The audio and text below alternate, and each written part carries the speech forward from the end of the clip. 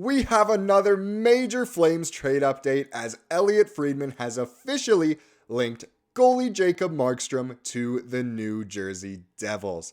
Welcome to Flames Digest. I'm Mark Griffith. If you're new around here, make sure you subscribe because 91% of the people that are watching are not subscribed. So if you're new around here, you want to be kept up on all the latest news, updates, reports, and rumors on the Flames, then make sure you subscribe. We're on the road to 1,000, and you guys have made it fantastic so far.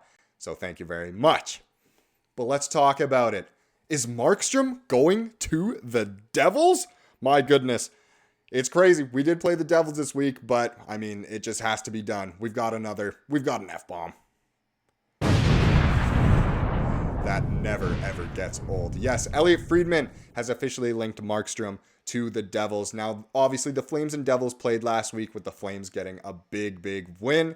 Markstrom stood on his head once again, and it seemed as though there were talks between the two parties, between the Devils, the Flames. Conroy was out talking, goalie talk, it seemed mostly. But here, I'll read you the report here. So this is from Friedman, of course. I think the Devils and Flames have been awkwardly looking at each other. I just heard it got pretty serious. That's what Friedman said this morning on the 32 Thoughts podcast. If you want even more clarity on it, make sure you go check that out. He continued, while the Devils remain hopeful of making a push to the playoffs, and quite frankly have the potential to pull it off, it still doesn't make a lot of sense for them to buy a rental at the position. If New Jersey is going to address its goaltending with a trade in season, it'd have to be for a goalie who would be around through at least next season. The most obvious sore spots come in net, where neither Vanacek or Schmid have played up to a number one job, and that's there for the taking. 23-year-old Dawes even got 7 starts in January, but in only 2 of them did he have a .900 save percentage. Devils have been stung by a near league worst goaltending with all situations teams percentage of .883 that ranks 31st in the league. On Hockey Night in Canada, Friedman reported the Flames and Devils had discussions about Jacob Markstrom ahead of last week's meeting between the two. Obviously a big win for the Flames, but that it wasn't clear if those negotiations were far enough along that Markstrom was approached about it. So interesting, very interesting. They were definitely talking. Markstrom is on the trade block. If his name is being thrown out, then he's on the trade block.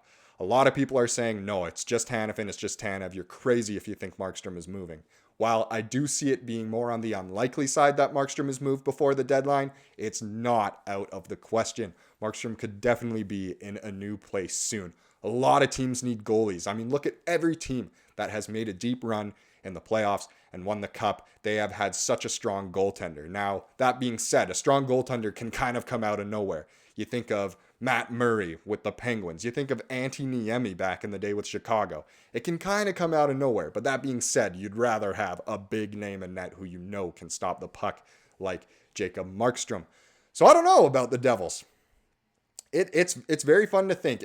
Elliotte Friedman later said, and Jeff Merrick, of course, on their podcast, said, it would, if for a trade to happen, it would have to be a blockbuster. And both teams are in the position where that's possible. So would it be just Markstrom going to the Devils? Would a Hanifin be in? Would a Tanev? It's not out of the question. Coming back to Calgary would have to be huge. Dawson Mercer, first round picks, second round picks, other prospects. It would have to be very, very massive either way. The one thing that Friedman said is really getting in the way of it is that the Flames are not in it to retain any salary. They have only done that once in their entire history, and that was when they shipped out David Riddick, big save Dave, out to Toronto. They retained some salary there. Other than that, it hasn't happened. Now, obviously, we have new management now with Craig Conroy. Maybe he's more down to retain salary, but apparently that could have been one of the roadblocks in the talks. That is what Friedman was mostly talking about. And he also said it wasn't only Markstrom who maybe his name was out in those trade talks. Could have been Vladar as well. Definitely just a goalie going to New Jersey. So no matter what, our goalies are on the trade block, whether we like it or not. Does that mean either of them will be traded? Definitely doesn't, but it's not out of the question. So we definitely have to keep our eye out on that. Don't get too attached to our goalies here because they could be on the move. Speaking of Jacob Markstrom, he was the first star of the week. The NHL revealed their 3 stars of the week, and it was an easy choice for first place. Obviously, the Flames are on a 4-game win streak now. 3 of those games have happened this week, out east on this road trip, and Markstrom has been sensational against the Bruins, Devils, and Islanders. Here's the graphic. First star of the week. Look how nice that is. 3 wins in 3 games, 93 saves over those 3 games, and a .939 save percentage. How satisfying are all those 3s and 9s? That is just perfect. And he was perfect. The only thing he wasn't perfect at was obviously trying to score goals. Imagine he would be the first star of the month if he scored goals. He went for 2 against the Isles, and they did not really go to plan. Oh, sorry, wrong button there. There we go. That's the one. Not the best shooting for him, I gotta say. I mean, for a goalie, he's literally behind the net as far as possible from scoring, and let's just say it didn't go too well. His first attempt, he made a few saves, bailed him out. I wish I could show you the video.